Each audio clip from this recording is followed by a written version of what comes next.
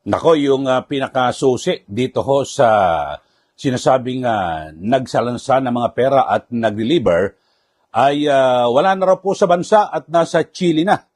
At ayon po kay Senator Rodante Marcoleta ay base sa kanyang balita, ito ho kasi yung dalawa ho na natukoy ho no, ni Sergeant Orly Gutesa, yung John Paul Estrada at Mark Ticsay. At ang balita ho ni Senator Marcoleta ay nasa ibang bansa na raw po at ayon po kay Senator Marcoleta ay nasa Chile na. Yung dalawang binabanggit ho natin ay itong sina John Paul Estrada at Mark Ticsay, na kung saan ito ho ang pinangalanan ni Sergeant Orly Gutesa na sila po ang namamahala ng pag-deliver ng pera. Yung mali-malitang pera ho na mula po sa bahay ni Saldico sa Valle Verde at patungo doon sa kanyang sa BGC, no, sa kanyang condominium. At na kung saan ay nag-deliver din ho sa bahay ni dating Speaker Martin Romualdez. So wala na ho. At ayon po sa impormasyon ni Senator Marcoleta ay mukhang nasa abroad na, nasa Chile. At alam niyo ho, wala naman extradition treaty, no? Ang Chile at ang Pilipinas, so ibig sabihin ay wala na, nakaligtas na at hindi na ho ito makukunan ng testimonya at maharap sa anumang investigasyon. Kasi naging mabagal daw, no, sabi ni Senator Marcoleta, yung pag-aksyon at paggalaw ng Senate Blue Ribbon Committee na nooy pinamumunuan ni Senator Ping Lacson. Kasi biglang ang tinumbok ko, mga kababayan, na walang kakwenta-kwenta na issue ay itong notaryo ni Orly Gutesa, mga kababayan. Yung dalawa ho nakakawala. At ngayon, binabantayan daw, sabi po ni Senator Marcoleta, ito pong kanyang balita ay si John Paul Estrada at maging si Eric Ticsay. Wala na, hindi niya malaman kung nasaan na. Ang balita, nasa Chile. Aba, malayo-layo ho yan, mga kababayan, Chile. Ito, pakinggan ho natin at panoorin po natin.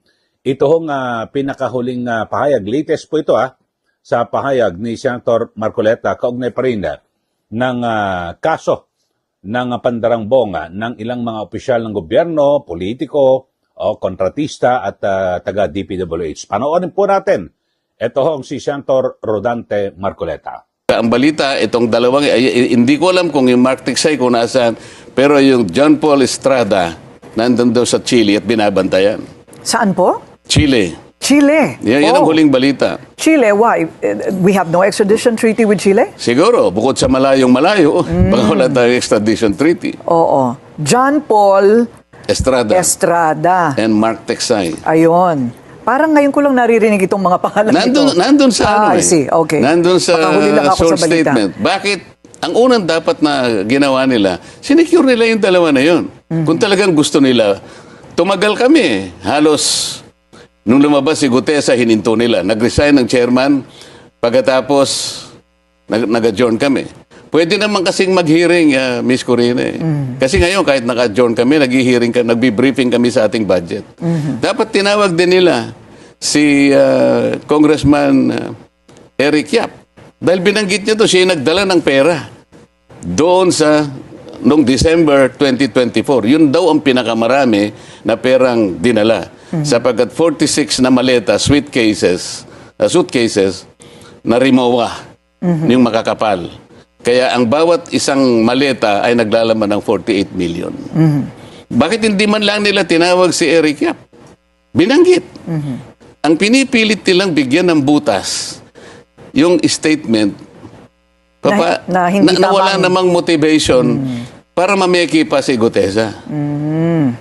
Why not just follow that lead? Pagkatapos, naging academic din yung Miss Corina, sapagkat alam mo naman, nung tagpo na siya ay humarap na at sumumpa na rin sa committee. And he allowed himself to be interpellated by the members. Maski si Senator Ping, sinabi niya, wala naman kanyang, hindi naman nabaliwala kanya yung testi. Bakit pa tayo pumupunta dun sa Notary Public? Kinasangkapan nila yung executive judge ng RTC ng Manila para gumawa ng order na yung pirma ay talagang hindi pirma nung abogada. Why would it be a problem to remedy that? Can't he just redo the affidavit and do the notary the Hindi proper ba? way? Hindi Pwede ba? naman po yun, di ba? Mabuti ka pa. Alam mo yung gagawin mo. Hindi, mas lalong alam nila yung gagawin nila. Ako ayaw ko nga i-suggest sa kanila. Okay. Kasi dapat naisip nila yun. Any ordinary human being could have thought of that. Okay. Well, I'm very ordinary and I thought of it. So, I Hindi, guess... special ka naman. Hindi po. Ako po nakikiangkas lang po ako sa inyong brainwave. O yan po, ang binabanggit po ni Senator Marcoleta at kung naging maagap lang daw ho, ito pong si Senator Ping Lacson, ay baka hindi na po nakalabas ng bansa. Nung binanggit ho mismo, di ba, sa testimonya ni Sergeant Orly Gutesa, dapat ora mismo ay agad na pinahanap at o nag-issue ho ng subpoena, di ba, ang Blue Ribbon Committee at isinagawa ang investigasyon kahit na po nagbakasyon na at nag-adjourn ang dalawang kapulungan ng Kongreso. Ay kay Senator Marcoleta, kung sabagay talaga naman totoo, ako nag-cover ho ako sa sa Senate at sa House of Representatives. Kahit na naka-adjourn ang dalawang kapulungan ng Kongreso, pwedeng tuloy-tuloy ang hearing O lalo na ngayon, di ba, may tinatalakay ho sila tungkol sa panukalang budget. Tapos sa mga investigation inquiry, pwede ho magpatawag ang komite kahit na nakabakasyon ang mga kongresista at senador. Pero yan po ay hindi nagawa ni Senator Ping Lacson at parang ang tumutok ho sila ay doon para wakwakin sirain yung kredibilidad ni Sergeant Gutesa sa issue po ng kanyang yung pagpapanotaryo sa kanyang affidavit na kung saan ay kung tutuusin wala naman ho. Ang sabi nga sa Santa Marcoleta, buti nga naisip pa ho ng anchor ng On Point na si Corina Sanchez Rojas na pwede namang ulitin. Sige, magawa ka ulit ng affidavit na sinumpaang salaysay at ipanotaryo natin ulit sa tama. Pwede naman ho kung talagang ang nais o layunin ay matukoy kung sino ho ang mga nasa likod nito hong pandarambong ng napakalaking pera po ng taong bayan. At maging yung Congressman Eric Yap, nako, grabe ho yan mga kababayan. Talagang, kasi nabanggit ho yung kanyang pangalan na isa nag-deliver ho ng malaking bulto ng pera. Dapat po ipatawag ho ito mga kababayan. Itong si Congressman Eric Yap. Diyan po sa Benguet. Dating dating chairman niya ng House Committee on Appropriations nang siya po ay act sa CIS party list. Biro nyo ho.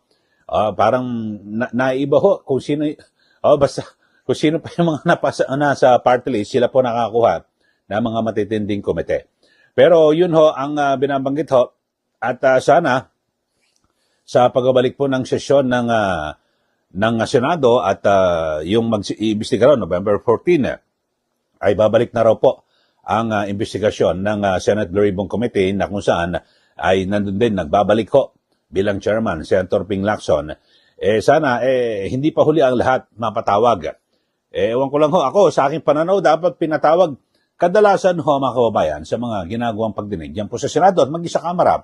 Kapag may tao na binanggit ang isang testigo, karaka-raka patatawag ko kagad yan agad na ipapasabpi na yan, lalo't kung mabibigat yung mga paratang, katulad do yung si Paul Estrada at Mark Texay, kasi sila po ang nagsalansan Sila po ang namamahala na pagsilid ng pera sa maleta.